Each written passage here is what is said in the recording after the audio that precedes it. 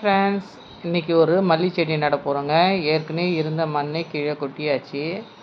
அந்த மண்ணிலேருந்து கொஞ்சம் மண் எடுத்து போட்டுக்குவேன். இன்றைக்கி நான் ஒரு அரிசி கோணி பையில் தாங்க வைக்க போகிறேன்.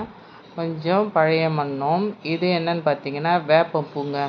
வேப்பம்பூ கொட்டி நம்ம வாசலில் வேப்ப மரம் பெருசாக இருக்கிறதுனால நான் எப்போவுமே இலைத்தழைகள் கறப்பேன். இன்றைக்கி வேப்பம்பூ நிறைய இருக்கிறதுனால இந்த மண் கொஞ்சம் கீழே போட்டு வேப்பம்பூவை பாதி போட்டுக்கணுங்க. சரிக்கு சரி போடுவேன். சரி போடும்போது அதனோட வளர்ச்சி சூப்பராக இருக்கும். ஃபுல்லாக மண்ணே போட மாட்டேங்க. இந்த மாதிரி இலைத்தழைகள் இப்போ வேப்பம்பூ இருந்ததுனால வேப்பம்பூ கலந்தாச்சு. இப்போ இது கட்டிங்ஸில் போட்டு வளர்த்த செடி. இது இருவாட்சி மல்லி மாதிரி தான் இருக்குது. இது இலைகள் பார்க்கும்போது எந்த வகை மல்லின்னு கண்டுபிடிக்கலாங்க. நிறைய செடி வைக்கும்போது நம்ம ஈஸியாக கண்டுபிடிக்கலாம். இது ஒரு 5 கிலோ அரிசி பையில் தான் இதை வச்சுருக்கேங்க.